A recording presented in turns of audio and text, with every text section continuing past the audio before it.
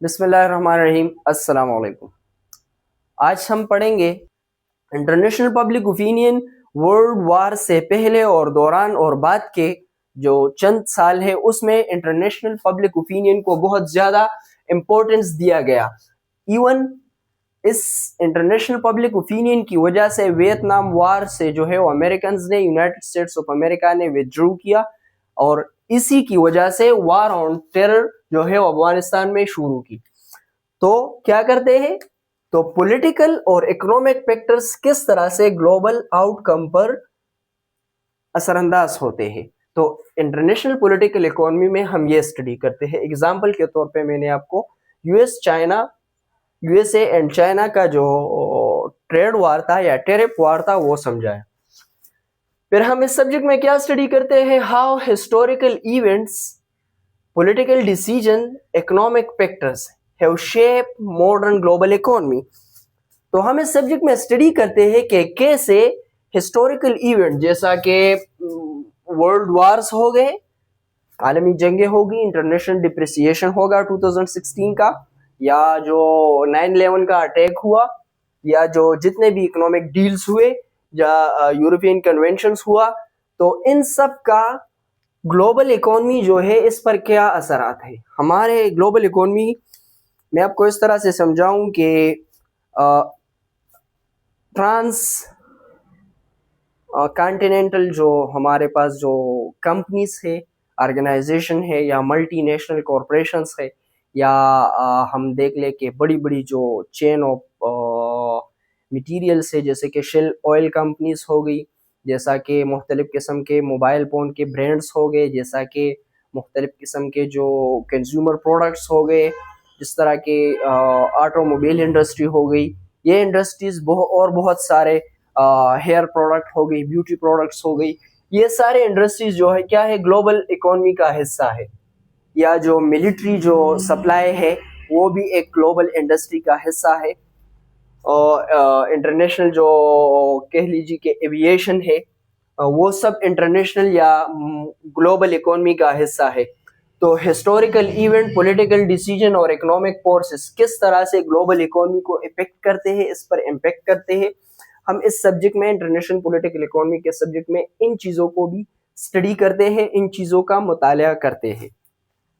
اب ہم یہ سمجھیں گے کہ کیوں ہم why international political economy. Simple الفاظ میں راؤنڈ اپ دیتا چلوں اس سبجیکٹ کے ڈیفینیشن اینڈ انٹروڈکشن کا.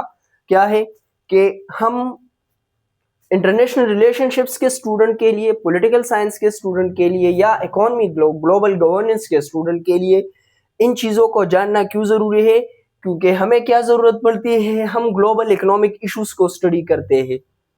انٹرنیشنل ریلیشن شپس میں یا پولیٹیکل سائنس میں یا گلوبل گورننس میں یا اکانومی میں ہم کیا کرتے ہیں؟ گلوبل اکنامک ایشوز کو اسٹڈی کرتے ہیں. تو یہ سبجیکٹ ہمیں وہ ٹولز دیتا ہے. کیا ٹولز دیتا ہے وہ آپ نے انٹروڈکشن میں سمجھی. ہمیں وہ نالج دیتا ہے، ہمیں وہ ایکڈیمک بیک گراؤنڈ دیتا ہے جس کے ذریعے ہم گلوبل اکنامک ایشوز کو انڈرسٹینڈ کر سکے، ان کو جان سکے، ان کو انالائز کر سکے، ان کو اسٹڈی کر سکے. To analyse complex interaction.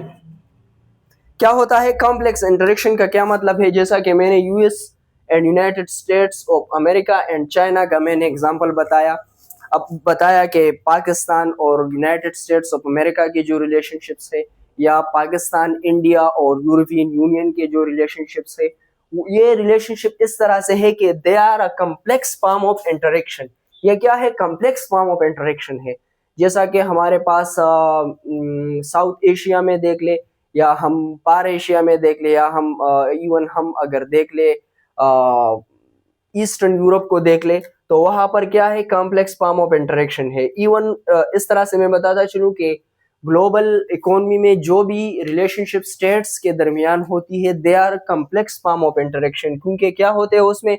Political factors involve ہوتے ہیں، ہسٹوریکل فیکٹرز انوالو ہوتے ہیں، ان اسٹیٹس کی انٹرنل جو پبلک اوپینینز ہے وہ انوالو ہوتی ہے، انٹرنل اکنامک سچویشنز انوالو ہوتی ہے، ہسٹری کا بھی اس میں عمل دخل ہوتا ہے.